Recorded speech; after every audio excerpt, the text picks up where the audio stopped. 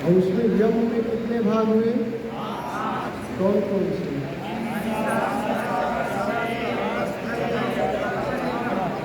अहिंसा। अहिंसा क्या है? मन वचन कर्म से किसी भी जीव को कष्ट ना पहुंचाना ही अहिंसा है। मतलब हिंसा का प्रतिषेध, हिंसा का निषेध करना, हिंसा से अपने आप को दूर रखना ही अहिंसा है। और अहिंसा क्या है? ये सामाजिक अनुशासन है। अहिंसा का पालन करते हैं तो आपको तो लाभ होता ही है, समाज को भी लाभ होता है। हिंसा की भावना आपके अंदर से हट जाती है तो सबके साथ मैत्री पूर्ण व्यवहार होने लगता है। और जहाँ मित्रता होती है वहाँ कोई कलह तो होता नहीं, वहाँ तो प्रेम होता है। तो ये क्या है? एक सामाजिक अनुशासन है अहिंसा। तत्राहिंसा सर्वथा सर्वदा सर्वभूतानां अभिद्रोह। महर्षि व्यास ने कहा कि सभी भूतों में अभिद्रोह ना करना बल्कि प्रेम करना सदैव, वो क्या है? अहिंसा है। स्वामी जी ने कहा कि दया करे सब जीव पर, नीच ऊंच नहीं, देखे अंतर आत्मा, त्याग देह अभिमान। हाँ, तो दया करे सब जीवों पर, सभी जीवों पर दया करना है। अब स्वामी जी के भी अनुसार जो है उसको लिखते जाइएगा तो साथ में टैली कर लेंगे। अनुष्ठान योग से विहंगम योग का कहाँ कहाँ मैचिंग हो रहा है, स्वामी जी ने कहाँ कहाँ उसको जो है यथारूप को प्रतिपादित किया है। और स्वामी जी ने विहंगम योग के प्रणेता ने भी महर्षि पतंजलि के योग सूत्रों पर भाष्य किया है, ये जानते हैं आप लोग, उसको भी पढ़िएगा। उरग व्याघ्र भिक्षु करी जग भयदायक जान, तासक मुनि निर्भय रहे ताहि अहिंसा जान। अहिंसा क्या है? उरग व्याघ्र, व्याघ्र हाथी, इन सब के साथ जो मुनि होते हैं वो क्या करते हैं? निर्भय होकर रहते हैं। उनको कोई भय नहीं होता है, उनको कोई डर नहीं रहता है किसी भी हिंसक पशु से, क्योंकि अहिंसा का फल क्या बताया गया है? अहिंसा प्रतिष्ठायाम तत्सनिधौ वैर त्यागा। अहिंसा में जब प्रतिष्ठित हो जाता है एक योगी तो उसका क्या होता है? वैर का त्याग हो जाता है, उसके अंदर फिर कोई वैर भावना नहीं रहती है। ये है अहिंसा। उसके बाद दूसरा क्या है? हम सत्य। सत्य का मतलब है कि मन से वचन से झूठ ना बोलना, कर्म से भी झूठ ना बोलना। झूठ का सर्वथा अभाव, विशुद्ध वचन का सर्वथा अभाव ही क्या है? सत्य है। जो झूठ है उसका अभाव ही सत्य है। मम सद्गुरु आदेश है सत्य करो उपदेश, भला बुरा जग मानई संत चले निज देश। गहनी गहनी संत की सत्य सत्य रहा सत्य में सत्य भेष सत्य के। हाँ, सत्य वचन निरपक्ष है और झूठ वचन है सत्य सत्य को मिलत है। सत्य और असत्य दोनों को स्वामी जी ने कहा कि सत्य वचन निरपक्ष है। सत्य में आपको कोई पक्ष देने की जरूरत नहीं पड़ती। सत्य सदैव प्रकाशमान रहता है, सत्य सदैव भासमान रहता है, वो दिखता रहता है हाँ सत्य है। लेकिन असत्य को सत्य बनाने में आपको हजारों असत्य वचनों का सहारा लेना पड़ता है, असत्य मार्ग का सहारा लेना पड़ता है। एक असत्य को सत्य साबित करने के लिए हजारों झूठ का सहारा लेना पड़ता है, फिर भी वह साबित नहीं हो पाता। उसका पता चल ही जाता है कि कहीं कहीं से ये असत्य है, कहीं कहीं से ये गलत है। इसलिए सदैव सत्य मार्ग का पथिक बनना चाहिए। और स्वामी जी ने भी कहा कि मम सद्गुरु आदेश है सत्य करो उपदेश। सदैव सत्य का ही उपदेश करना है, सत्य का ही पालन करना है, लोगों को सत्य बातें ही बतानी है, गलत बात नहीं बतानी है। और जैसा कि मनु ने कहा है, थोड़ा सा यहाँ लगेगा कि विरोधाभास है, लेकिन विरोधाभास नहीं है। मनु महाराज ने कहा कि सत्यम ब्रूयात प्रियम ब्रूयात, ना ब्रूयात सत्यम अप्रियम। सत्य बोलो, प्रिय बोलो, लेकिन अप्रिय सत्य मत बोलो। अप्रिय सत्य मतलब क्या है? कि झूठ बोलना नहीं। अप्रिय सत्य मतलब ये नहीं कि अब किसी को बचाना है तो आप एकदम झूठ बोलना शुरू कर दीजिए, ऐसी बात नहीं है। ऐसा सत्य जो दूसरे को कष्ट पहुंचा रहे है। कोई आग से काढ़ा है, आग उसका खराब है, अब उसको आप अंधा अंधा बोलिए, काना काना बोलिए, अच्छा लगेगा? नहीं अच्छा लगेगा। तो उसको वो कष्ट पहुंचा रहा है सब, उसको आप नयन सुख बोल सकते हो, उसको आप सूरदास बोल सकते हैं। इस तरह से कुछ अच्छे उपाधियों को लगा के बोलिए कि उसको भी प्रिय हो। बात तो सत्य है कि वो आँख से अंधा है, लेकिन आप वो सत्य अगर बोलते हैं उसको कष्ट देने वाला, तो उसको कष्ट हो रहा है। ऐसे सत्य को मत बोलिए बस। ऐसा नहीं कि आप झूठ बोलना शुरू कर दीजिए किसी के प्रसन्नता के लिए, ऐसा नहीं है। तो सत्य बोलिए लेकिन प्रिय बोलिए, जो कष्ट पहुंचाने वाला हो वो सत्य मत बोलिए। कोई पैर से अपंग है और पैर से अपंग है, उसको जो है लगे आप लगड़ा लगड़ा बोल, अच्छा लगेगा? नहीं लगेगा। तो उसके लिए एक अच्छा शब्द है विज्ञान, आप उस शब्द का प्रयोग कर सकते हैं, ठीक है। तो वही स्वामी जी ने कहा कि सत्य वचन निरपक्ष है, झूठ वचन है पक्ष, सत्य सत्य को मिलत है, संत मत मत दक्ष। और एक बात कहा स्वामी जी ने, सत्य सम तप कोई नहीं, सत्य के समान कोई तपस्या ही नहीं है। सत्य सम तप कोई नहीं, सत्य सत्य जो हो, सत्य के समान कोई तपस्या नहीं। यदि सत्य को ही आप साध लिए, जीवन में सत्य का ही साधन कर लिए, तो आप सबसे बड़े महात्मा बन जाएंगे कि नहीं? भारत के महान आत्मा जिनको आप 10 से 10 के नहीं 2000 के नोट पर भी देखते हो, उन्होंने किसका पालन किया था? किसका पालन किया था उन्होंने? अहिंसा ही नहीं, सत्य का भी। सत्य और अहिंसा ये उनके दो अस्त्र थे। महात्मा गांधी के दो अस्त्र थे, एक सत्य और एक अहिंसा। इसी का पालन करके वो राष्ट्रपिता की उपाधि प्राप्त कर ली, लोग उनको राष्ट्रपिता मानने लगे। प्रत्येक जगह उनका सम्मान होने लगा, क्योंकि उन्होंने सत्य का सदैव पालन करने की कोशिश की और स्वयं भी पालन करते थे, दूसरों को भी उसका पालन करवाते थे।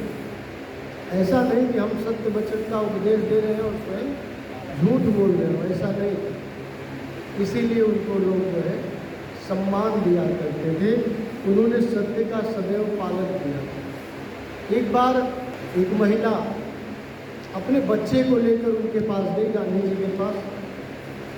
बापू मेरा लड़का गुड़ खाता है, इसको आप बोलिए कि गुड़ ना खाए, नुकसान करेगा। उन्होंने कहा ठीक है, इसको 10 दिन बाद लेके आना। 10 दिन बाद वो महिला लेके गई, बोले बापू लेके आए, आप इसको उपदेश दीजिए। उन्होंने कहा कि 10 दिन बाद और आ सकते हैं, 10 दिन बाद आना, फिर मैं इसको उपदेश दूँगा। फिर टाल दिए वो। फिर वो 20 दिन बाद वहाँ पहुँची महिला, बाबू अब इसको उपदेश दीजिए, इसको ज्ञान दीजिए कि गुड़ ना खाए। उन्होंने कहा बेटा गुड़ मत खाया, गुड़ खाना छोड़ो। अब वो महिला आश्चर्य में पड़ गई, यही चीज़ अगर बोलना था तो पहले बार ही बोल दिए होते। दूसरी बार लाए तो वापस कर दिए, जाओ 10 दिन बाद फिर आना। अब तीसरी बार जाकर यही चीज़ बोले, पहली बार क्यों नहीं बोले? बाबू से पूछी कि पहली बार आपने ये चीज़ क्यों नहीं बोला, क्या कारण है? कि वो स्वयं तब गुड़ खाते थे और 10 दिन तक प्रयास किए, गुड़ खाना पूरी तरह से छोड़ नहीं पाए थे। अब जब स्वयं नहीं छोड़ पाए तो दूसरे को कैसे छोड़ने का उपदेश देंगे? तो बोले कि 10 दिन बाद और आना, और जब 20वें दिन पूरा छोड़ दिए तो बोले बेटा आप मत खाना। ये है कथनी करनी भिन्न जहाँ है, धर्म नहीं पाखंड वहाँ है। तो कथनी और करनी में भिन्नता नहीं होनी चाहिए, कथनी और करनी एक समान होनी चाहिए, ठीक है। कथनी करनी भिन्न जहाँ है, धर्म नहीं पाखंड वहाँ है। तो कथनी और करनी एक समान हो, तो सत्य सम कोई तप नहीं है। इसलिए सत्य को सदैव साधना चाहिए, सदैव सत्यमय जीवन यापन करना चाहिए। अब तीसरा नियम है क्या है? तीसरा यम क्या है? अस्तेय। अस्तेय क्या है? चोरी का सर्वथा अभाव। किसी भी व्यक्ति के वस्तु को बिना उसकी अनुमति के लेना ही चोरी का है। किसी की वस्तु पड़ी हुई है और कोई व्यक्ति आपको बोल नहीं रहा, आप जाकर उसको ले लीजिए। रास्ते में जा रहे हैं, आम का फल लगा हुआ है और मन किया कि तोड़ लेते हैं। चलो, ये तोड़ना अच्छी बात है या बुरी बात है? भाई मौसमी फल है, खाना तो अच्छी बात है, लेकिन बिना मालिक से पूछे यदि तोड़ रहे हैं तो उसको क्या कहा जाएगा? चोरी कहा जाएगा। उसको जो है स्तेय कहा जाएगा, स्तेय। और स्तेय का जब विरोधाभास कर लेंगे तो हो जाएगा अस्तेय, मतलब चोरी का सर्वथा अभाव। हाँ, स्तेय मतलब चोरी, अस्तेय मतलब चोरी का सर्वथा अभाव। अस्तेयम शास्त्र पूर्वकम द्रव्याणाम परता स्वीकरणम तत्प्रसिद्धम। किसी भी व्यक्ति के बिना आज्ञा के, बिना अनुमति के यदि कोई पदार्थ लेते हैं तो वही चोरी होता है। अब इसके बाद चौथा क्या नंबर है? ब्रह्मचर्य। ब्रह्मचर्य क्या है? ब्रह्मचर्य गुप्तेन्द्रिय स्थोपस्थ संयम। ब्रह्मचर्य क्या है? गुप्तेन्द्रिय और उपस्थ इत्यादि का संयम। जो हमारे जननेन्द्रियां हैं उनका संयम करना, अपनी इंद्रियों का संयम करना ही क्या है? ब्रह्मचर्य है। स्वामी जी ने लिखा कि ब्रह्मचर्य आजन्म का आश्रम 4 विधान। 4 आश्रम बताए गए हैं ना, कौन कौन से? ब्रह्मचर्य, गृहस्थ, उसके बाद संन्यास चौथा है जी। बाबा पीछे बैठे हैं, वानप्रस्थी में तीसरे आश्रम में अभी प्रवेश किए। सभी आश्रमों का एक समय सीमा निर्धारित किया है ऋषियों ने, 25-25 वर्ष तक, 100 वर्ष तक जीना है।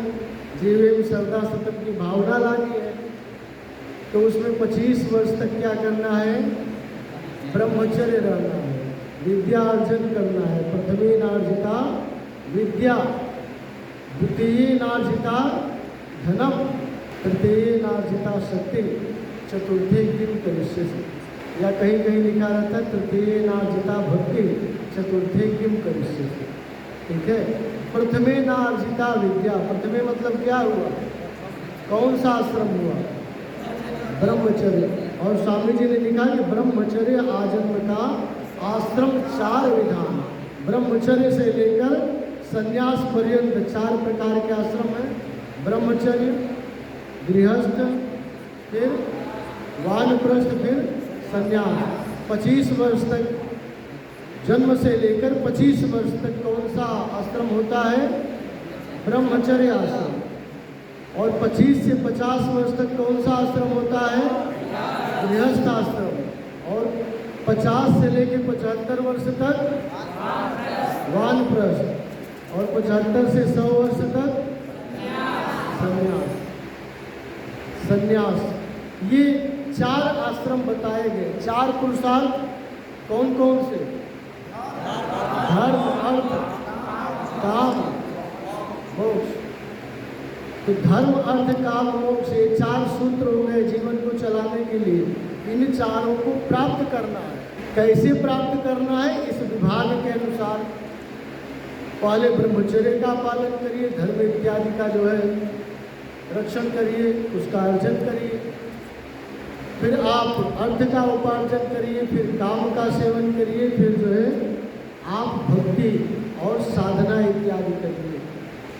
डिवाइड कर दिया ऋषियों ने, उसको विभक्त कर दिया 4 आश्रमों में, 4 भागों में, कि 25 वर्ष तक ब्रह्मचर्य का पालन करो और ब्रह्मचर्य का पालन करते विद्या अर्जन करना है। विद्या अर्जन कैसे करना है? ब्रह्मचर्य का पालन करते हुए। ब्रह्मचर्य प्रतिष्ठायाम वीर्य लाभ। क्यों पालन करना है?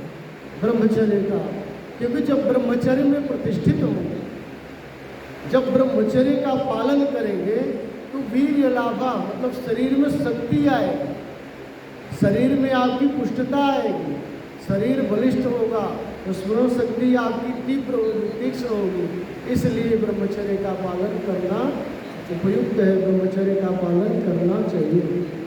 युक्त आहार विहार है, नारी धर्म विचार, आवश्यकता जस तस करे, धर्म विवेक अठार। जितनी आवश्यकता हो उतना ही अपने शक्ति का क्षय करना चाहिए अथवा उसको संचित करके रखना चाहिए। वीर्य लाभा, वीर्य का रक्षण करना ही क्या है? ब्रह्मचर्य है। और उसके बाद कौन सा आया? अपरिग्रह। कौन सा है? अपरिग्रह। अपरिग्रह में क्या होता है? आवश्यकता से अधिक वस्तुओं का संग्रह न करना। आवश्यकता से जो भी अधिक वस्तुएं हैं उनका संग्रह न करना ही अपरिग्रह है। जामे सुख तुम जानते, सो है दुख का रूप, सत सुख सुख जाना नहीं, ताते पर। जिसमें सुख जान रहे हैं, जिसमें सुख की अनुभूति कर रहे हैं, वही क्या है? दुख का रूप है, उसमें ही दुख मिलता है। 4 प्रकार के दुखों की व्याख्या किए थे परसों। कौन कौन सा दुख है? परिणाम, ताप, संस्कार, गुण वृत्ति, निरोध। ये 4 दुख हैं। तो जो भी सुख आप अनुभव कर रहे हैं उनमें कहीं न कहीं से 4 प्रकार के दुख विस्तृत हो जा रहे हैं, मिल जा रहे हैं। स्वामी जी ने लिखा कि मैंने माया नहीं तजा, माया मुझको, और यही हाल सब जगत की, माया ममता। माया को नहीं तजेंगे ना तो माया ही आपको छोड़ के चली जाएगी। इसलिए जितना माया संग्रह करना चाहिए उतने ही माया का संग्रह करना है। भोगान भुक्ता वयमेव भुक्ता। कहा ना भद्रेरी ने कि हम भोग नहीं कर पाते हैं, लेकिन हमारा भोग ही भोग कर ले जाता है। इस समय ही खत्म हो जाता है, हमारी तृष्णा खत्म नहीं होती। तृष्णा न जीर्णा वयमेव जीर्णा, कालो न यातास वयमेव याता। काल समाप्त नहीं होता, हम समाप्त हो जाते हैं। तो वही स्वामी जी ने कहा कि जितनी जरूरत है उतना ही आप संग्रह करिए, उससे ज़्यादा संग्रह नहीं करना है। त्याग संग्रह कुछ नहीं है। उलट तंग चित्त को लगे, सहज तार आधार लागे, प्रीति पुरातन पर। त्याग संग्रह कुछ नहीं है। तो बहुत ज़्यादा त्याग कर देना है, संग्रह बहुत ज़्यादा त्याग कर दीजिएगा तब भी दिक्कत होगी ना। क्योंकि भोजन कैसे करेंगे, वस्त्र कैसे पहनेंगे, जीवन यापन कैसे करेंगे? बिल्कुल विरक्त भी नहीं हो जाना है। विरक्त के लिए चौथा आश्रम जो है दिया गया है कि संन्यास लेना है, पूरा विरक्त हो जाना है, सब कुछ छोड़ देना है। लेकिन जब तक संन्यास नहीं ले रहे हैं आपको जरूरत पड़ेगी अर्थ की, आपको जरूरत पड़ेगी व्यवस्था की। क्योंकि ब्रह्मचर्य में भी रहेंगे तब भी जरूरत पड़ेगी अर्थ की। बिना अर्थ के आप पुस्तक कैसे खरीदेंगे? बिना अर्थ के आप कहीं यात्रा कैसे करेंगे? या आप गृहस्थ में हैं उसमें तो सबसे ज़्यादा अर्थ की जरूरत है, आवश्यकता है। आप वानप्रस्थ में भी हो गए, मान लीजिए इस जगह से उस जगह तक जाना है तो थोड़ा बहुत तो अर्थ की जरूरत होती है। लेकिन जब संन्यास लेते हैं तो संन्यास में अग्नि का भी त्याग कर दिया जाता है, अग्नि का भी परित्याग कर देता है। फिर योगी जो है जो सन्यासी होता है अग्नि के पास भी नहीं जाता। अंत्येष्टि क्रिया उसकी पहले ही संपूर्ण हो जाती है, परिपूर्ण हो जाती है वो संन्यास जब लेता है। ठीक है, संन्यास थोड़ा अग्नि खाना नहीं, वो अग्नि का स्पर्श नहीं करेगा जो सन्यासी होता है। यज्ञ इत्यादि से विमुख हो जाएगा, वो उससे उपरम हो जाता है। अच्छा, यज्ञ नहीं करेगा, खाना भी यज्ञ ही नहीं, भोजन भी नहीं बना सकता वो। कहीं से भिक्षाटन करके भोजन करेगा, लेकिन वो अग्नि स्वयं नहीं जलाएगा योगी। प्राचीन परंपरा ऐसे ही थी लेकिन मान लीजिए कि थोड़ा बहुत परिवर्तन लोग कर देते हैं व्यवस्थाओं को देख करके। अब पहले ऐसा था कि भिक्षाटन से कार्य चल जाता था, अब आज तो उतनी श्रद्धा भी लोगों में नहीं है। अब मान लीजिए संन्यास ले लिया किसी ने, प्रसन्नतावश कि चारों आश्रमों का पालन करना है, भिक्षाटन के लिए गए और वो व्यक्ति भिक्षा ही करता है। आज तो सब व्यस्त जीवन है, रोटी भी जो है 10-10 दिन का बना हुआ खाते हैं लोग। 10-10 दिन क्या है कि महीने का, ठीक है। अब वो व्यक्ति आपको भिक्षा कहाँ से देगा? सिंगापुर गए थे हम लोग स्वामी जी के साथ, तो वहाँ रोटी डेली लोग नहीं बेलते, बेलने की समस्या खत्म है वहाँ। नहीं, बना के नहीं रखना। जैसे पापड़ आता है ना, पापड़ पैकेट में आता है, आप उसको बस आग पे रखिए, सेकिए और खाइए, ऐसे ही आता है ना। उसी तरह से बना बना वहाँ रोटी भी है, पैकेट में आता है, तवे पे रखिए, हल्का सा बस रखिए, गर्म हुआ तुरंत खाइए और भागिए वापस। ये है, ठीक है। बेलने की कोई समस्या नहीं, वो सूखा रहता है, वो बेल करके पहले से ही वो प्रिजर्व करके रख देते लोग पैकेट में बंद करके, और वो मार्केट में बिकता है। जैसे हम लोग पापड़ इत्यादि लेते हैं ना, निश्चित का या जो भी पापड़ लीजिए तो मार्केट में 20-25 पीस एक पैकेट में रहता है, उसी तरह से रोटियाँ भी पैकेट में रहती हैं। हम लोग वहाँ 8-10 दिन थे सिंगापुर में, लगभग वही रोटियाँ जो है खाने को मिलती थी, क्योंकि कोई उसको सानना नहीं चाहता था आटा, फिर सानने के बाद बेलने के बाद सेकना, तो उसमें टाइम ज़्यादा लगता है। और ऐसे है तो सीधा जो है जैसे पापड़ रख के तुरंत सेक के खाए, उसी तरह से उस रोटी को तवे पर रखिए और थोड़ी देर में बस रखिए, गर्म हुआ तो खाइए चलिए। तो ये अब समस्याएं थोड़ी थोड़ी बढ़ रही हैं। जहाँ धर्म का विकास हो रहा है वहीं कहीं न कहीं धर्म का थोड़ा बहुत विकास हो रहा है।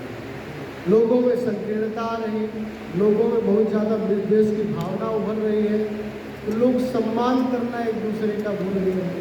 पहले हमारे घर पे हम लोगों के दरवाजे पे कोई साधु संत आते थे, इतना सम्मान करते थे, लेकिन आज सम्मान करने का भी समय किसी को नहीं है।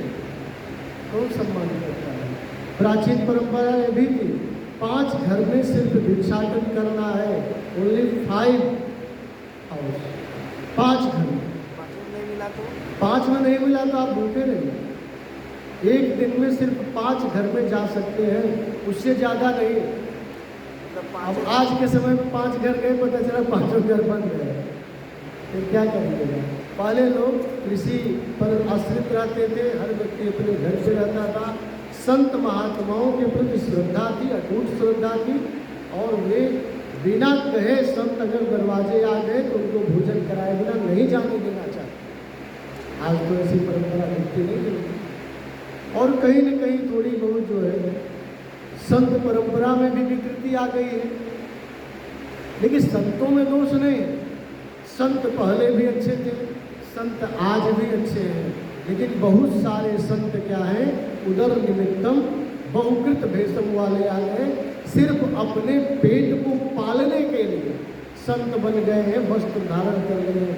ऐसे संत क्या करते हैं, समाज को दूषित कर रहे हैं, समाज को विकृत कर रहे हैं, और उनके कारण समाज से संतों के प्रति जो भावना है, आस्था है, खत्म होती जा रही है। माघ मेले में चले जाइए, माघ मेले में जाइए, और वहाँ क्या है, अचला सप्तमी एक व्रत होता है। अचला सप्तमी में नियम है कि दंडी स्वामियों को, किसी दंडी को भोजन कराने से बहुत पुण्यफल होता है, ऐसी मान्यता है, एक लोक मान्यता है। और मेरी माँ भी वहाँ कल्पवास करती थी माघ मेले में, 12 वर्ष तक लगभग उन्होंने कल्पवास किया था, मैं भी देखता।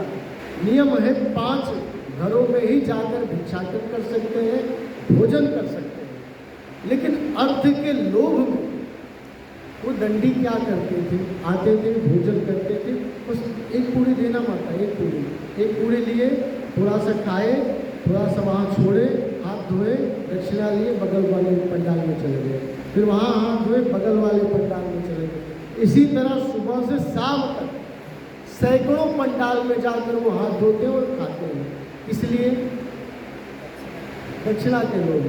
जब संन्यास ले लिए फिर दक्षिणा का लोग कहाँ? सम्यक न्यस्तीत संन्यासा ना, सब कुछ छोड़ देना है, कोई भी लोभ नहीं रखना है, कोई भी मोह नहीं रखना, वो संन्यास है।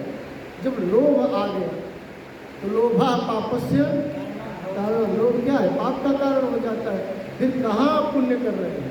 फिर तो पाप में चले गए। तो उसी तरह स्वामी जी ने 4 आश्रमों का कहा कि ब्रह्मचर्य आजन्मता आश्रम 4 विधान, और अपरिग्रह, अपरिग्रह मतलब अधिक संग्रह ना करना, लोक संग्रह ना करना, आवश्यकता से अधिक वस्तुओं का संग्रह ना करना। और बहुत बड़े बड़े सन्यासी हैं जो गृहस्थाश्रमी संत हैं, उनके लिए तो जरूरत है, उनको घर परिवार भी चलाना है। लेकिन जिन्होंने कहा कि मैं संन्यास ले चुका हूँ, उनको लोभ से मतलब नहीं रखना चाहिए। हम लोग मतलब संन्यास को लेते हैं क्या? संन्यास की परंपरा पहले थी आश्रम में अपने, लेकिन अभी सन्यासी तो कोई दिखते नहीं है। हाँ, पहले बहुत सारे विरक्त थे स्वामी जी के समय में, बड़े स्वामी जी के समय में बहुत सारे विरक्त थे, जिनकी कहानियाँ आप अचलेश्वर बाबा की पुस्तक में स्वामी जी के साथ 1 वर्ष में, या प्रथमाचार्य से की जो दिव्य जीवन कथा लिखा है उसमें भी कुछ विरक्त संतों की बातें उसमें देखेंगे। तो पूर्ण विरक्त संत थे, उनको फिर मोह माया से मतलब नहीं रहता था। स्वामी जी संन्यास की परंपरा बहुत जो साधा हुआ साधक रहता था, उसी को उसमें जो है आगे बढ़ाते थे, संन्यास में ले जाते थे। जब जान लेते थे ये व्यक्ति पूर्ण रूप से लोभ और मोह का त्याग कर दिया है, पूर्ण रूप से साधना में आगे बढ़ गया है। ऐसे ही नहीं कि हम वस्त्र लगा लिए, पीला वस्त्र नीला वस्त्र पहन ले और संन्यास ले ले, वो नहीं होता है। अंदर से भी त्याग करना होता है। बाहर से तो त्याग हो ही, लेकिन अंदर से भी त्याग हो। देखिए ड्रेस कोड होता है, हर विद्यालय का ड्रेस कोड होता है, हर कार्यालय का ड्रेस कोड होता है, तो संतों का भी ड्रेस कोड होता है। जो गृहस्थाश्रमी है उनका ड्रेस कोड सफ़ेद होता है, लेकिन जो विरक्त है उनका जो है गिरुआ होता है। ठीक है, उनका गिरुआ होता है, भगवा होता है। एक ड्रेस कोड है। अगर ड्रेस पहन लिए, लेकिन संतों का ड्रेस पहनना मतलब आपके अंदर भी संतता आनी चाहिए, संत की भावना आनी चाहिए। अब बाहर से संत का भेष पहन लिए और पता चले जितने बाबा दुनिया भर के भी जेल में गए उस तरह का कृत्य करने लगे, तो फिर वो परंपरा नष्ट होने लगेगी ना। उस परंपरा से लोगों का मोह भंग होने लगेगा, और उस परंपरा को लोग आज जैसे गालियाँ दे रहे हैं गाली देंगे। ऐसा नहीं कि दुनिया में 2 ही 4 बाबा थे जिनको जेल में डाल दिया गया। अब बाबा ही दुनिया में नहीं, अच्छे बाबा नहीं, अच्छे बाबा भी हैं, अच्छे संत भी हैं। बस होता क्या है कि एक मछली अगर तालाब को गंदा कर दी तो लोग मानते पूरा तालाब गंदा हो गया, ऐसी बात है। और भी संत हैं, अच्छे संत हैं, ठीक है, जो हर तरह से योग्य हैं। दुनिया कभी वीरों से खाली नहीं होती, कभी वीरों से खाली नहीं होती। जो अपनी इंद्रियों को नहीं साधे तो संत कहलाए नहीं। यह संत नहीं कहला सकते, लेकिन क्या करिए, भेष बना लिए हैं तो भेष को भी तो लोग पूजा करते, भेष की भी तो पूजा होती है ना। अब नहीं अंदर से त्याग है, क्या करिएगा। लेकिन बाहर से है, अब उसी के चक्कर में अच्छे संत जो जाते हैं उनका भी तिरस्कार हो जाता है, उनका भी अनादर हो जाता है। ठीक है, अब संत के ही भेष को तो धारण करके रावण भी सीता माता को गया चुराने, गया था ना, गया चुराने और चुरा कर लाया। उस समय भी तो संत के भेष को लोग जो है दूषित किए। तो क्या रावण एक संत का भेष धारण करके सीता का हरण कर लाया, तो उस समय दुनिया में कोई संत नहीं थे उस समय के। वशिष्ठ क्या थे? ऋषि ही थे, संत ही थे। विश्वामित्र क्या थे? ऋषि ही थे, संत ही थे। तो ऐसा नहीं है कि उपजय एक संग एक भांति, सुख दुख पाप पुण्य दिन रात, दिन और रात एक साथ होते हैं। कभी दिन है कभी रात है, उसी तरह कभी पाप है तो कभी पुण्य है। ऐसा नहीं है कि दुनिया वीरों से खाली हो गई। दाने तपस्या शौर्य च विज्ञाने विनय नये आश्चर्यो न कर्तव्यो बहुरत्ना वसुंधरा। दान में, तपस्या में, शौर्य में, पराक्रम में कभी आश्चर्य नहीं करना चाहिए, क्योंकि बहुरत्ना वसुंधरा, यह धरती जो है बहुत रत्नों से परिपूर्ण है।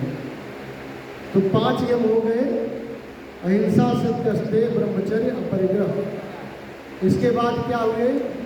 5 नियम, नियम क्या है? व्यक्तिगत अनुशासन। नियम क्या है?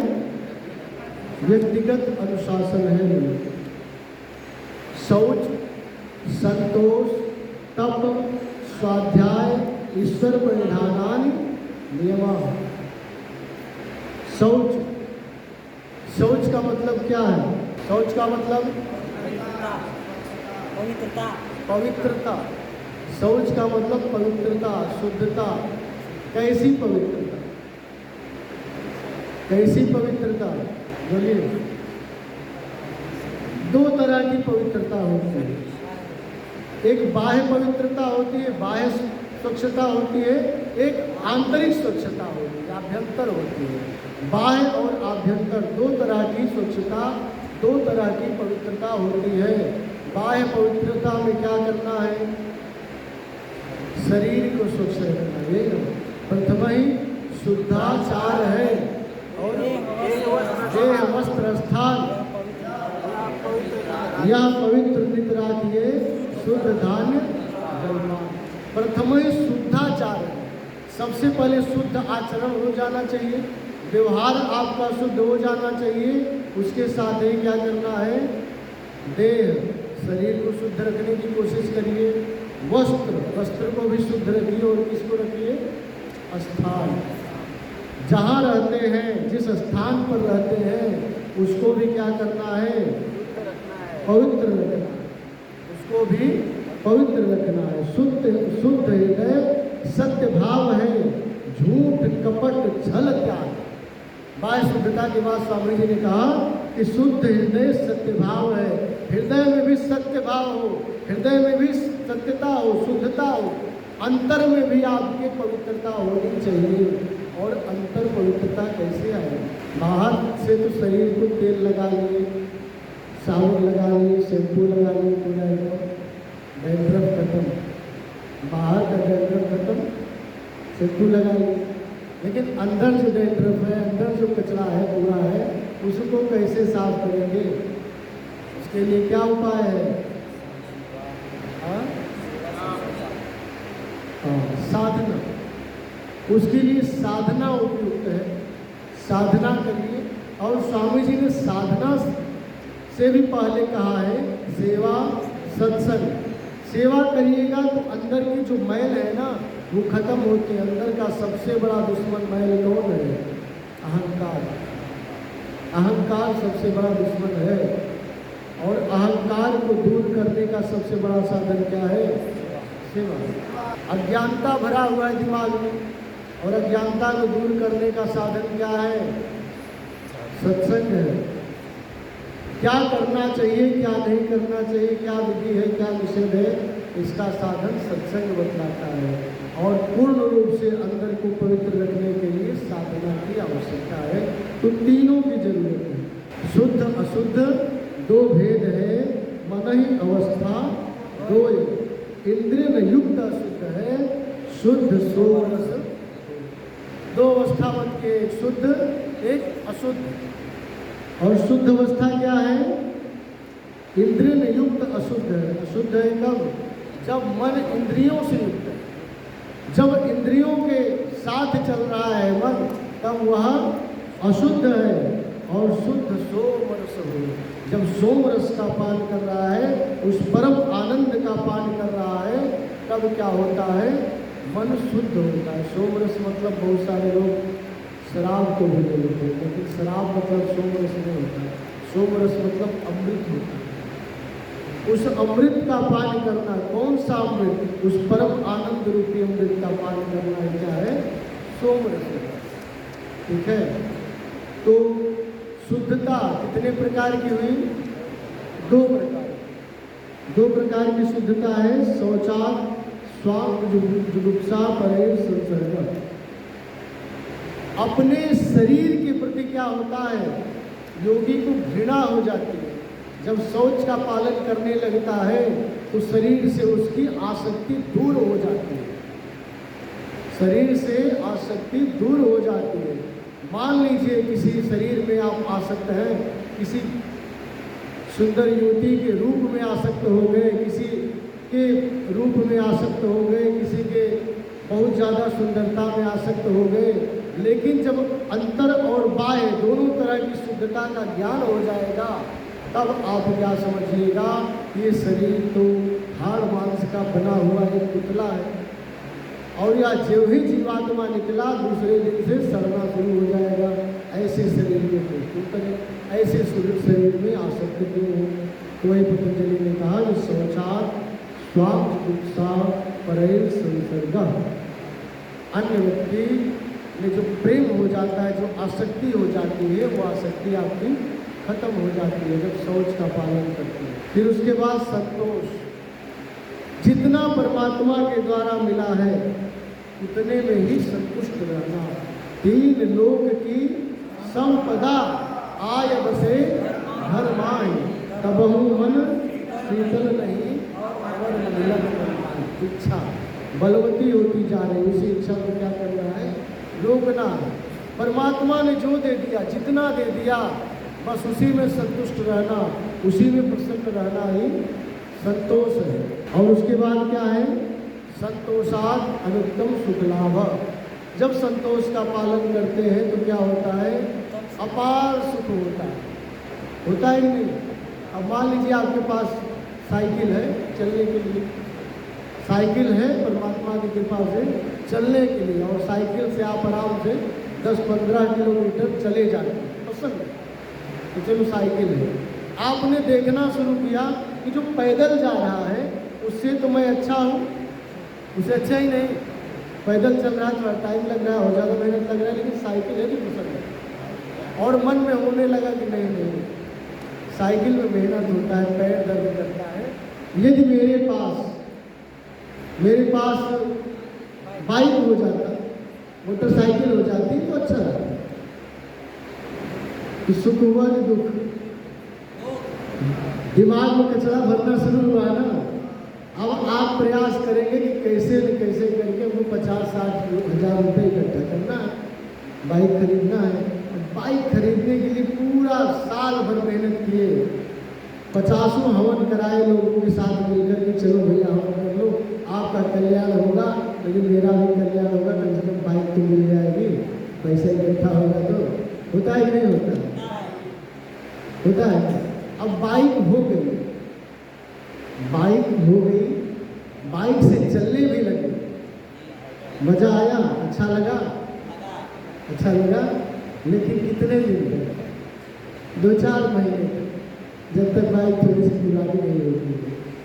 उसके बाद तुरंत दिमाग में जो है कचरा भरना शुरू हो गया, अरे यार बाइक ही तो है, मज़ा नहीं आता है, गर्मी में चलते धूप लगता है, 4 व्हीलर रहती, एसी चलता उसमें आराम से जाते, कितना अच्छा लगता है।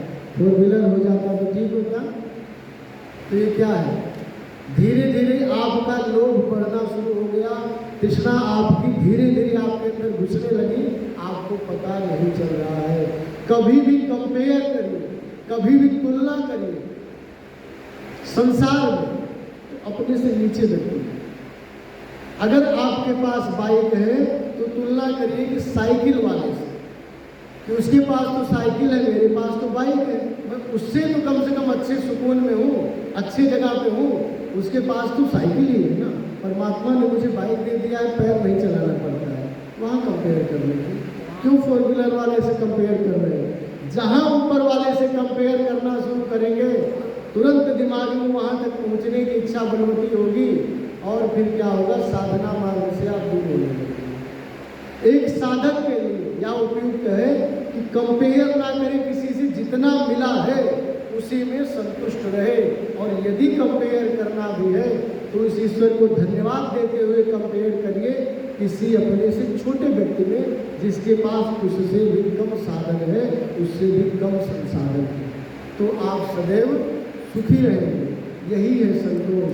संतोषा अनुत्तम सुख लाभा, बहुत ज़्यादा सुख मिलता है जब संतोष का पालन साधक कर लेता है तब। ठीक है, उसके बाद कौन सा है, कितना हुआ नहीं रहे आप लोग, सही से बताइएगा। दूसरा टॉपिक शुरू करेंगे, क्या कहते हैं, आज इसको खत्म कर देंगे। इसके बाद फिर दूसरा टॉपिक कुछ आप लोगों के अनुसार ही लेंगे, आगे टॉपिक का निर्धारण कर लेंगे, ठीक है। पहला क्या हो गया? शौच, दूसरा संतोष, तीसरा तप। तप, तप क्या है? तपो द्वंद्व सहनम, द्वंद्व का सहन करना ही तप है। शीत और उष्णता दोनों में एक समान, सुख दुखे समय कृत्वा लाभालाभो जया जय, सुख में दुख में बिल्कुल समान रहना। लाभ हो गया, बहुत ज़्यादा मिल गया, बहुत ज़्यादा पैसा मिल गया, अब उतना ज़्यादा खुशी मत हो जाइए कि हार्ट अटैक आ जाए। कभी कभी बहुत ज़्यादा प्रसन्नता होती है तो हार्ट अटैक आ जाता है, इतना भी ज़्यादा नहीं, बिल्कुल स्थिर रहना। अगर मिला है तो प्रभु को धन्यवाद दीजिए, प्रभु आपकी कृपा से मिला है, मैं बिल्कुल शांतमय होकर के इसका उपभोग कर सकूं। और यदि कम मिला है तब भी उसको धन्यवाद दीजिए कि बहुत ज़्यादा मिलता तो उसके रक्षण में मुझे परेशानी होती। अब कैसे उसको बचा के रखें, कैसे उसको सुरक्षित रखें, उसमें परेशानी होती। तो संतोष के बाद ही इसको रखा तब को, इसीलिए कि द्वंद्व को सहन करना। जो भी द्वंद्वात्मक बातें दिमाग में आती हैं उन द्वंद्व बातों को समान कर देना ही क्या है? तप है। कायिक, वाचिक और मानसिक, तीन तरह का तप होता है। कितना होता है? तीन तरह का। एक कायिक तप होता है, मतलब शारीरिक तप, एक वाचिक तप होता है और एक मानसिक तप होता है। शारीरिक तप में आप साधन इत्यादि करते हैं, योग साधना के क्षेत्र में आगे बढ़ते हैं, वो क्या हुआ? कायिक तप हुआ। और उसके बाद क्या हुआ? कायिक तप के बाद वाचिक, वाचिक तप, वाणी के द्वारा तप क्या होता है? आप किसी भी मंत्र का जप करते हैं, यज्ञ इत्यादि करते हैं, ये क्या है? सर्वेद का पाठ करते हैं, ये क्या है? वाणी शुद्धि की क्रिया है, वाचिक तप है। और क्या है? मानसिक तप, जो आप साधना करते हैं, मन को नियंत्रित करने की कोशिश करते हैं, वो क्या है? मानसिक तप है। तो तप तीन तरह का होता है। तीसरा है, नियम में क्या हुआ? तीसरा नंबर, और इसमें भी कितना हुआ? तीन। कौन कौन सा? कायिक, वाचिक, मानसिक, या शारीरिक, वाचिक, मानसिक, ठीक है। इस तरह से तीन प्रकार के तप हुए। अब उसके बाद क्या है? स्वाध्याय। स्वाध्याय क्या होता है? किसी मोक्षगामी पुस्तक का अध्ययन करना। मोक्षगामी, जो मोक्ष के मार्ग में चलने के लिए पुस्तकें हैं, ग्रंथ हैं, उनका अध्ययन करना ही क्या है? स्वाध्याय है। स्वाध्यायो मोक्ष शास्त्राणाम अध्ययनम प्रणव जपूवा। महर्षि व्यास ने कहा स्वाध्यायो मोक्ष शास्त्राणाम, मोक्ष की ओर प्रेरित करने वाले जो शास्त्र हैं उनका अध्ययन करना ही क्या है? स्वाध्याय है। जैसे स्वरवेद, स्वरवेद क्या है? स्वरवेद मोक्ष की तरफ हमको अभिप्रेरित करता है। इसके उसमें ही स्वामी जी ने कहा ना कि ब्रह्म प्राप्ति, जीवन मुक्ति और परमानंद की उपलब्धि करना ही इसका क्या है? प्रयोजन। स्वरवेद का प्रयोजन ही है मोक्ष की प्राप्ति कराना। तो मोक्ष मार्ग की तरफ जो बढ़ाने वाला ग्रंथ है उसका अध्ययन करना। वेद क्या है? वेद ज्ञान आप करते हैं, वेद का पारायण करते हैं तो वो भी मोक्ष की तरफ ले जाने वाले ग्रंथ हैं, ठीक है। उसी तरह से वेदांत इत्यादि ग्रंथ जो है वे भी मोक्ष की तरफ ले जाने वाले ग्रंथ हैं। उपनिषद, उपनिषद का अध्ययन करते वो भी मोक्ष की तरफ ले जाता है। गीता, गीता का भी अध्ययन करते वो भी आपको मोक्ष की तरफ ले जाने के लिए प्रेरित करता है। और विहंगम योग में सबसे प्रमुख ग्रंथ कौन सा है? स्वरवेद। स्वरवेद के प्रत्येक दोहे आपको मोक्ष मार्ग की तरफ ही ले जाने के लिए प्रेरित करते हैं। तो मोक्ष शास्त्राणाम, मोक्ष की तरफ ले जाने वाले जो शास्त्र हैं वो क्या है? स्वाध्याय है। आगे कहा प्रणव जपो व प्रणव जपो व। प्रणव मतलब क्या होता है? प्रणव मतलब तस्य वाचिका प्रणव, और प्रणव का मतलब ओम होता है। ओम को ही प्रणव कहते हैं। और तज्जपस तदर्थ भाव, उस ईश्वर की कृपा को याद करते हुए, उस ईश्वर की महत्ता को, महिमा को याद करते हुए, उस ईश्वर की करुणा को याद करते हुए ओम का जप करना भी क्या है? स्वाध्याय है। ठीक है, ओम का जप करना या मोक्ष की तरफ ले जाने वाले ग्रंथों का पारायण करना, पाठ करना ही स्वाध्याय है। सुधन अध्ययन, सुंदर अध्ययन। सुंदर मतलब जो अच्छे ग्रंथ हैं, सदग्रंथ हैं, उनका पारायण करना। ठीक है, और स्व अध्याय, बहुत सारे स्व अध्याय भी बोलते हैं। स्व मतलब अपने आप के लिए, स्व के लिए, अपने आत्मा के लिए। अध्ययन मतलब अध्ययन, अपने आप विषय चिंतन को जागृत करना। अपने आप के विषय में सोचना भी क्या है? स्वाध्याय है। क्या है? अपने स्वयं के विषय में क्या सोचना है? क्या सोचना है? कर विचार मैं कौन हूँ, ब्रह्म को जगदाधार, कैसे जग उत्पन्न भय, लीन कौन विधि पार। अपने विषय में कर विचार मैं कौन हूँ, तुम कौन हो प्यारे, कहाँ से आए, यहाँ कौन पठाया है, या कर भेद मोह बतलाओ, इसलिए कर्म कमाया। कौन हो, कौन हो, कहाँ से आए हो, आने का उद्देश्य क्या है? अपने विषय में चिंतन करना। और जब अपने विषय में चिंतन करेंगे तो क्या होगा? मोक्ष मार्ग की तरफ स्वयं ही बढ़ने लगेंगे। जब अपने विषय में चिंतन करेंगे तो लगेगा कि जीवन में कभी कोई दुख है, उस दुख से दूर होने का कोई न कोई उपाय चाहिए। और उपाय क्या है? यही मोक्ष मार्ग रूपी जो ग्रंथ है उनका अध्ययन करना, फिर प्रणव का जप करना, मंत्र का जप करना या साधना करना। सदग्रंथन घर घर पूर्ण बने, गुरुदेव दया कर। स्वामी जी ने भी कहा कि सदग्रंथन घर घर पूर्ण बने। क्यों सदग्रंथ घर घर में रहे? इसीलिए कि आपका स्वाध्याय रूपी जो साधन है वह होता रहे। ठीक है, स्वाध्याया दिष्ट देवता संप्रयोग। स्वाध्याय से क्या होता है? इष्ट देव का साक्षात्कार भी होता है। किसी इष्ट का आप चिंतन करते हैं तो उसका भी साक्षात्कार होता है जब आप स्वाध्याय करते हैं तो। इसके बाद क्या है? 5वां नंबर क्या है? ईश्वर प्रणिधान। ईश्वर प्रणिधान तस्मिन् परम गुरु सर्व कर्मार्पण। ईश्वर प्रणिधान क्या है? जो ईश्वर है उसमें क्या करना? सर्व कर्म अर्पणम। जितने आपके कर्म हैं उन समस्त कर्मों को अर्पित कर देना, उसको समर्पित कर देना ही क्या है? ईश्वर प्रणिधान। ईश्वर प्रणिधानाद्वा, इसीलिए कहा समाधि पाद में ईश्वर प्रणिधान इत्यादि के द्वारा क्या होता है? चित्त में शांति उत्पन्न होती है, चित्त शांत होता है, चित्त के उपद्रव शांत होते हैं। तुम ईश्वर में समर्पण करना, समर्पण की भावना। ठीक है, मैं अपने को आप में करत समर्पण पाए, रखे जहाँ तहाँ रहूं, करे करावे काम।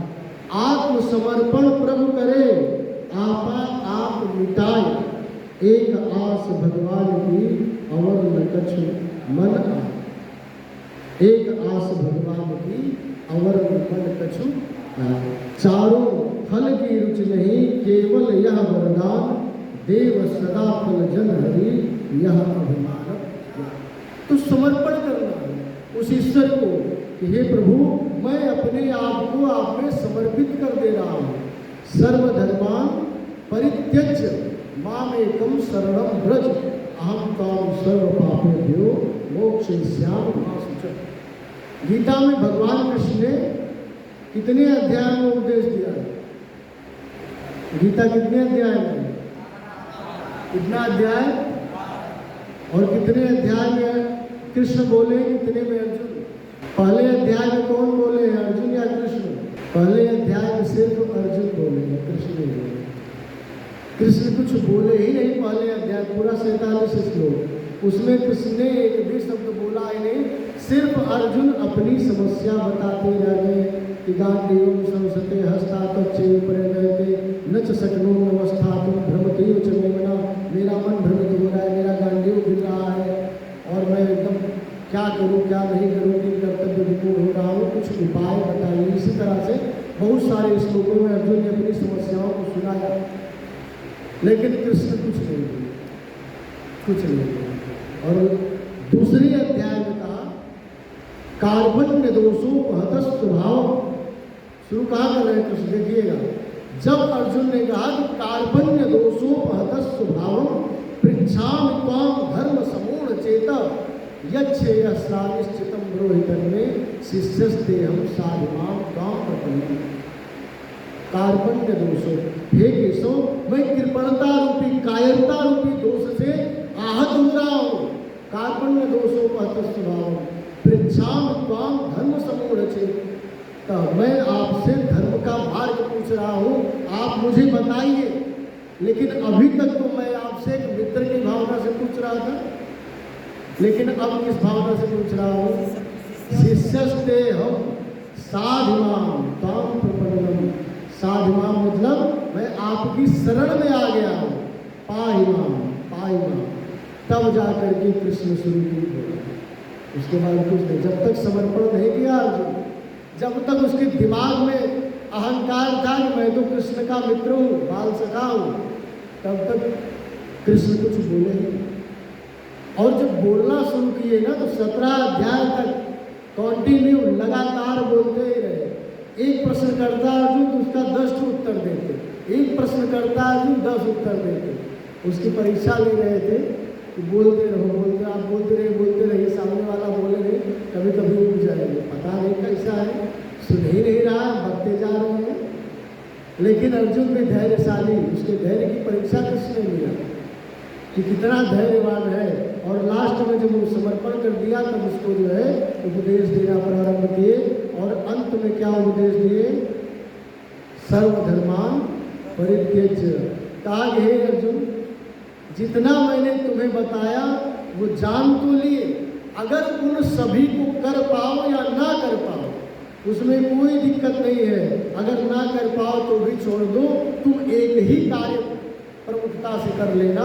वह कार्य क्या है? सर्वधर्मान परित्यज्य। जितना बताया उसको छोड़ दो, त्याग कर दो। और माम एकम शरणम व्रज, सिर्फ मेरी शरण में आ जाओ, मुझे समर्पित कर दो। अहम काम सर्व पापेभ्यो, मैं तुम्हें सभी पापों से मुक्त कर दूंगा। सर्व पापेभ्यो, सभी पापों से मुक्त कर दूंगा। तो आत्मसमर्पित करना है प्रभु को, ईश्वर को, सदगुरु को। इसी को क्या करते हैं? ईश्वर प्रणिधान, यही है ना। तो 5 नियम, ये नियम जो है वो स्वयं के लिए है, आत्मा अनुशासन है, ठीक है। एक सामाजिक अनुशासन है, एक स्वयं का आत्मानुशासन है। तो ये 5 नियम, शौच का पालन दूसरे से करवाइएगा, स्वयं करिएगा। उसके बाद शौच के बाद क्या है? संतोष। संतोष का पालन दूसरे से पहले कराइएगा, स्वयं करिएगा। उसके बाद तीसरा क्या है? तप।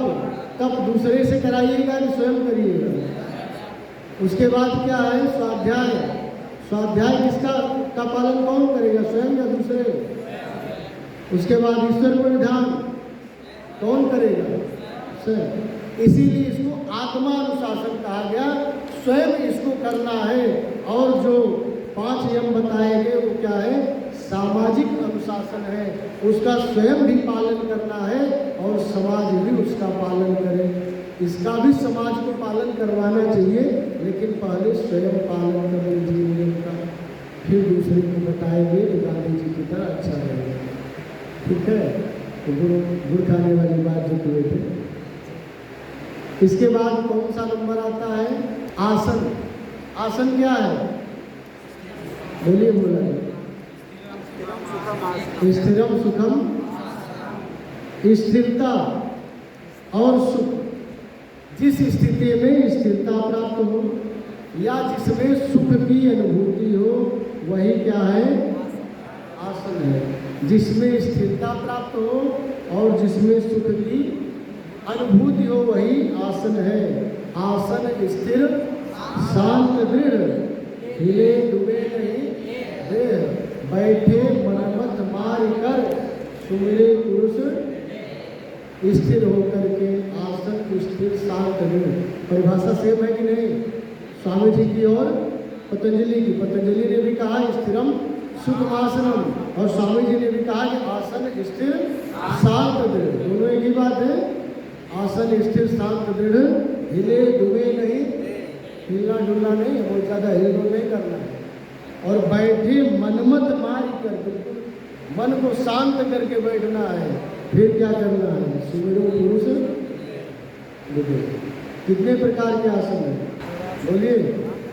आसन 84 कहा, श्रेष्ठ 4 तिनमाही, स्वास्थ्य को गुरु सिद्धासन पद्मासन कहा। 84 आसन प्रमुख हैं और उसमें कौन कौन से श्रेष्ठ हैं? स्वास्तिक, उग्र, पद्मासन और सिद्धासन, यही श्रेष्ठ है ना। और पद्मासन सिद्धासन तिनमा 2 प्रधान, स्वास्तिक, उग्र, पद्मासन और सिद्धासन, इन सब में कौन सा उत्तम है? पद्मासन और सिद्धासन। 84 में 4 आसन प्रमुख हैं। कौन कौन से? लिख लीजिए। 84 आसनों में 4 आसन प्रमुख हैं। वे 4 आसन कौन कौन से? स्वस्तिकासन, उग्रासन, सिद्धासन और पद्मासन। और उसके बाद कहा पद्मासन सिद्धासन तिनमः 2 प्रधान और उत्तम सिद्धासन सहज सर्वोपरि के।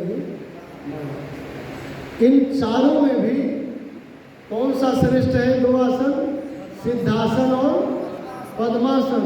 और लास्ट में कहा कि इनमें भी एक सबसे श्रेष्ठ आसन है। वह कौन सा आसन है? सिद्धासन। सिद्ध आसन कैसे होता है? बायां पैर नीचे लगाना है, दाहिना उसके ऊपर रखना है और बिल्कुल स्थिरता। समकाय शिरोग्रीवम धार्यम अचलम स्थिरम, बिल्कुल सीधा रहना है, बहुत ज़्यादा झुकना नहीं, बहुत ज़्यादा टाइट नहीं बैठना है, बिल्कुल सीधा सिद्धासन में बैठ करके साधना करना है। तो कितने प्रकार के आसन हो गए? 84। और 84 में भी कितने श्रेष्ठ? उन 4 में कितने श्रेष्ठ? उनमें भी कौन श्रेष्ठ? सबका नाम याद रहेगा ना। 84 में 4 कौन श्रेष्ठ? सिद्धासन, पद्मासन और स्वस्तिकासन, उग्रासन। और इन चारों में भी सिद्धासन और पद्मासन, और इन 2 में भी। अब मान लीजिए जिसका सिद्धासन नहीं लगता है, कोई समस्या है, ये चारों आसन क्या है? ध्यानात्मक आसन है। क्या है? ध्यानात्मक, ध्यान में बैठने के यही 4 आसन प्रमुख रूप से स्वामी जी ने बताया है। इसके आगे भी कुछ बताया है कि नहीं? और क्या बताया है? सहज पलहथी मार कर वह सिद्धासन साध, स्वास्तिक पद्मासन लगे सुख सव आसन राग। सहज पलाती, बिल्कुल पलाती मार करके भी बैठ सकते हैं। यदि इनमें आपका साधन नहीं लग पा रहा है, स्वस्तिक आसन इत्यादि थोड़ा कठिन आसन है, ठीक है। पद्मासन थोड़ा कठिन आसन है, सिद्धासन तो थोड़ा सरल भी है, लेकिन पद्मासन, स्वस्तिकासन, उग्रासन ये सब थोड़ा कठिन आसन है, तुरंत कहीं एक दिन में नहीं हो पाएगा, थोड़ा मेहनत करना पड़ेगा, ठीक है। आसन यहाँ होता है सुबह सुबह, तो जो आसन सिखाने आए उनसे पूछिएगा कि 4 आसन बताइए करके। सुशील सिखाते हैं, फिर कौन सिखाते हैं? 2 दिन हम सिखाए थे, उसके बाद सिखाया करिए, कम से कम है लोग को लाभ मिलेगा। तो 4 आसन सबको बता दीजिएगा, ठीक है। आसन बता दिए। हाँ, तो फिर सहज पलाथी मार कर वह सिद्धासन साध, स्वास्तिक पद्मासन लगे सुख सव आसन राग। सहज पलाथी इसमें भी आप साधना कर सकते हैं। सिद्धासन, स्वस्तिकासन, पद्मासन, सुख आसन, सुखपूर्वक बैठ करके तो जैसे भी आपको सुख मिले, स्थिरता मिले। और क्या है, बैठने में असमर्थ है तो क्या करेंगे? बैठने में असमर्थ है, किसी तरह से बैठ नहीं पाते, उसके लिए क्या आसन बताएंगे? शवासन, लेट करके साधना करेंगे। सुख शव आसन राज स्वामी जी ने कहा ना कि उसको लेट करके, ठीक है लेट जाओ, और लेट करके पैर के बीच में 1 से 1.5 फीट तक का फासला, दोनों हाथ बगल में, हथेली आसमान की तरफ, और उसके बाद लेट करके ही आप अपना ध्यान करिए। प्रथम भूमिका, द्वितीय भूमिका, तृतीय भूमिका जो करता है करे। लेकिन एक स्वस्थ व्यक्ति के लिए नहीं, जो अस्वस्थ है, जो करने में अक्षम है, उसको आप शवासन बताइए। या नहीं कि इधर लेट कर ही करना सब लोग करें, नहीं, सबके लिए नहीं है। जो उसमें समर्थ नहीं है बैठ कर करने, उसको आप शवासन बता सकते हैं। इसके बाद स्वामी जी ने 3 प्रकार का आसन बताया है प्रमुख रूप से। ये तो शारीरिक आसन में भेद हो गए, 84 में 4, 4 में 2, फिर 1, ये भेद हुआ ना। फिर स्वामी जी ने कहा कि पूरे संसार में 3 प्रकार के आसन प्रचलित है। कौन कौन से हैं? आसन 3 प्रकार का, तन मन आत्म जान, वेदता तीनों भेद का, सो रहस्य गम ज्ञान। 3 प्रकार के आसन है। कौन कौन से? तन, मन और आत्मा। शरीर का आसन जो है 84 आसन बताए, किसका आसन है? शरीर का आसन है। उसी तरह से मन का आसन होता है, जो आप साधना करते हैं, प्रथम भूमिका, द्वितीय भूमिका, तृतीय भूमिका। ये साधन क्या है? मन का आसन है, मन को साधने का आसन है, मन को स्थिर करने का आसन है, मन को रोकने का आसन है। और उसके बाद क्या है? आत्म आसन। ये तन आसन हठयोगी माने, मन आसन कोई बिरला जाने, आत्म आसन अद्भुत केला है रहस्य अंतर्गम। तो तन आसन जो शरीर का आसन है, कौन जानता है? जो हठयोग की क्रियाएं करते हैं। हठयोग में कौन कौन क्रिया होती है बताइए मुझे? बहुत सारे क्रियाएं कौन कौन? आपका नेति, धौती, नवली, बस्ती, त्राटक, कपाल भाती। श्राद्ध योग है ना, सत्कर्म उसको बोलते हैं। नेति, धौती, नवली, बस्ती, त्राटक और कपाल भाती, इसको कौन करते हैं? हठयोगी। तो शरीर का आसन जितना भी है वो हठयोगी करते हैं। और तन आसन हठयोगी जाने, मन आसन कोई बिरला जाने। तो मन का आसन कौन करता है? कोई बिरला व्यक्ति जो साधना करता है, जो विहंगम योग से जुड़ा है। स्वामी जी ने मन को स्थिर करने का विज्ञान बताया है। उससे भी ज्यादा सूक्ष्म कौन सा है?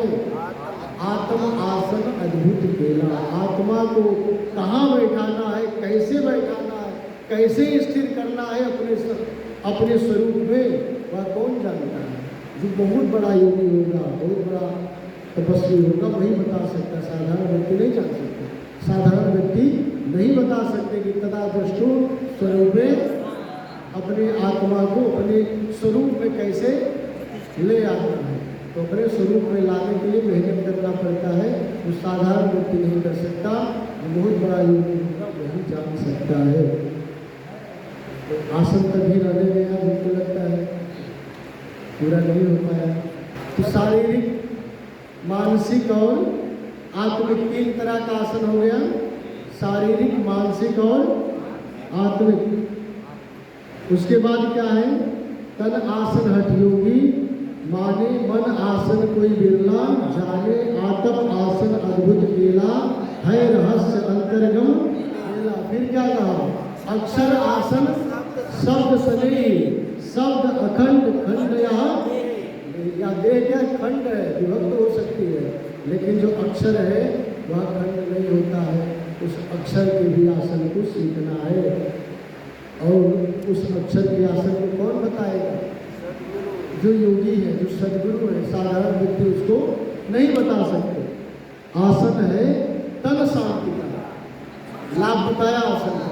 आसन है तन शांति का, शरीर को शांत करने के लिए, शरीर को सुख प्रदान प्रदान करने के लिए क्या है? आसन है। और मन शांति अभ्यास, मन को शांत करने के लिए जो साधना बताई जाती है मन को रोकने की, विहंगम योग के प्रथम द्वितीय भूमि की, उसका अभ्यास करिए। और उसके बाद क्या है? अनुभव आत्म शांति का। जब अनुभव होने लगता है साधना में, जब अपने आत्म स्वरूप का अनुभव होता है या साधनात्मक जब अनुभूतियां प्राप्त होने लगती हैं, तो क्या होता है? आत्मिक शांति मिलती है। शांति मिलती है, बिल्कुल शांत हो जाता है शरीर। जब अनुभव होने लगता होगा, जो भी साधन करते हैं, बहुत सारे आप लोगों में साधक होंगे, जब साधना करते करते सूक्ष्म में जाने लगते हैं, मन शांत होने लगता है, शरीर शांत होने लगता है, तब बिल्कुल आत्मा भी शांत होने लगती है। साधना करके उठेंगे ना, तो आधा घंटा 1 घंटा किसी से बात करने का मन ही नहीं करेगा, इतना शांत अपने आप को महसूस करेंगे। ऐसा करते हैं कि नहीं? कौन कौन किए हैं ऐसा? बहुत सारे लोग किए हैं। ऐसा होता है, बिल्कुल शांत। तो ये क्या है? अनुभव आत्म शांत का। एक अनुभव जब होने लगता है तो बिल्कुल आत्मा भी शांत होने लगती है। जान छुटे अभ्यास, जब अनुभव होने लगता है तब क्या होता है? प्रकृति का अभ्यास, प्रकृति का जो मोह माया का चक्कर है वह छूटने लगता है। तो इस तरह से आसन, तन का, मन का और आत्मा का, 3 तरह का आसन स्वामी जी ने बताया है। इससे जो है हर तरह से लाभ ही लाभ होता है। तो हम यहीं तक रहने देते हैं। कल 10 मिनट में या 15 मिनट में इस टॉपिक को समाप्त करेंगे और अगला कोई टॉपिक आप लोग बताइए किस पर चर्चा करना चाह रहे हैं। जो टॉपिक आपको लिखाए हैं उस पर, या और कोई टॉपिक आप लोग चाह रहे हैं उस पर बोलिए। हाँ, उसका हम पॉइंट बता देंगे, आप लोग लिख लीजिएगा, ठीक है? हाँ, तो बीच बीच में आप लोग लिखते रहा करिए। बीच में आप कहेंगे तो हम रुक भी जाया करेंगे। ऐसा नहीं हम प्रवचन दे रहे हैं, आप रोकेंगे तो हम नाराज होंगे। हम आपको अभी मान लीजिए शिक्षक के रूप में शिक्षण करा रहे हैं, पढ़ा रहे हैं। यदि आपको कहीं संशय होता है तो बीच में आप खड़े होकर के पूछिए, कोई हमको दिक्कत नहीं है। यदि आप नहीं लिख पाए तो आप रोक सकते हैं, थोड़ा सा रुक के बोल दीजिए। आप स्वतंत्र हैं इसके लिए, पूछने के लिए या बीच में रोक करके आप लिखने के लिए, ठीक है? तो शांति पाठ किया जाए। ओम